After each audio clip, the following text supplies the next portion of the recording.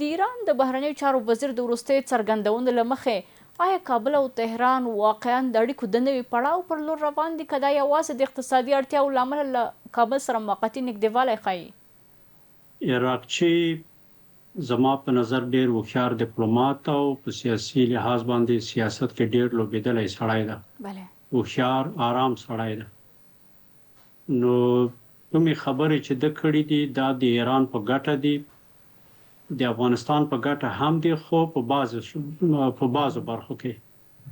که چیرته د ده مطلب دا وي چې په سیاسي لحاظ د هم سرحد ولایتونه یو د بل سره گزاره وکړي او ویزې او دغه شیان دي په اصطلاح تبادله کړي،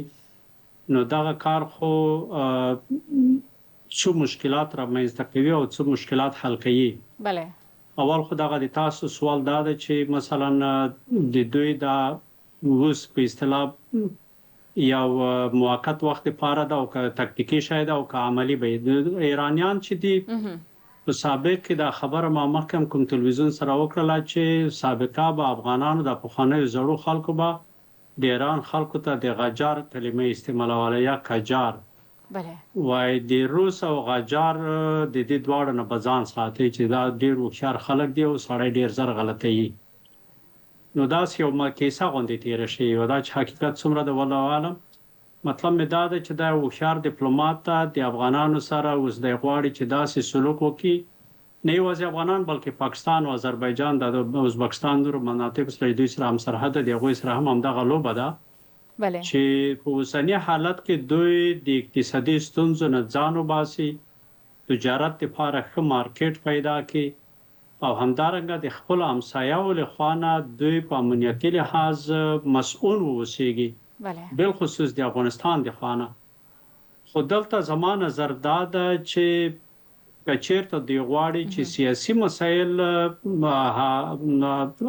همسرحده ولایتونو ته سپاري، بله نو زما په نظر د افغانستان والیان او محلي مسؤلین دومره په سیاسي لحاظ یا اداري لحاظ پیاوړي نه دي چې د ایران سره دوی تعامل وکړي.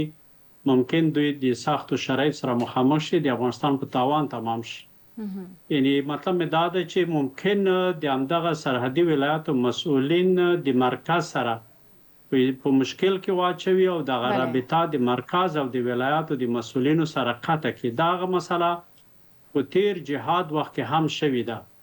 په تیر جهاد کې د روسانو د شورویانو په مقابل کې چې کله جهاد روان و، نو دنیاوالو به کومکونه کول د مجاهدینو مشرانو سره، خو هغوی به د پاکستان د لارې کول. بیا وروسته د دوی تصمیم داسې شو د دې لپاره چې د رهبرانو او د قومندانانو په منځ کې اړیکې قطع کړي او یو د بل سره په دښمنۍ کې واچوي یا د دوی هغه اثر او رسوخ ختم کړي، نو بیا به دوی د په آخر وختونو کې مستقیما به د خپل کومکونه قومندانانو ته سپارل.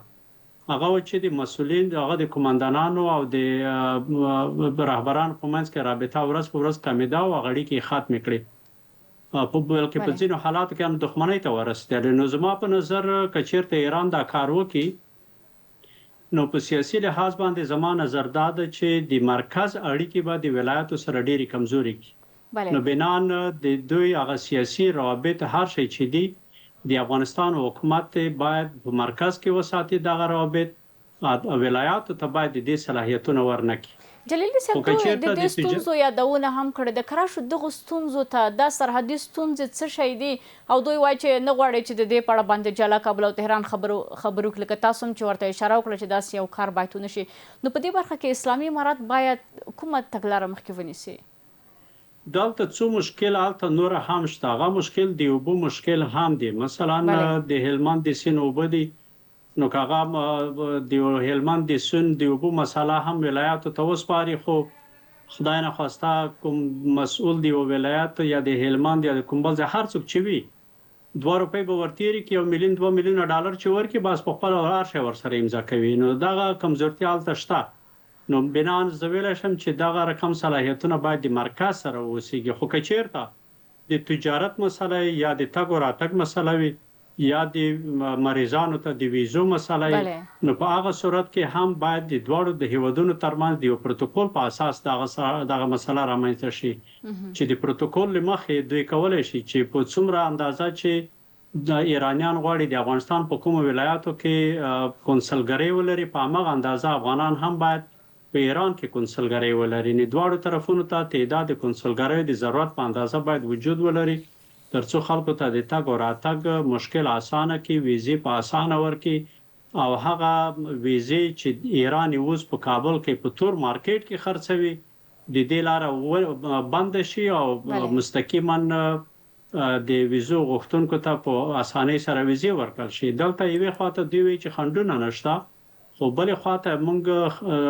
خبرېږو چې په کابل کې د ویزې هرې ویزې قیمت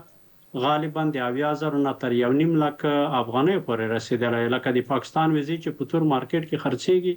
همدغسې د ایران ویزې هم په همدغه شکل کې روانې دي.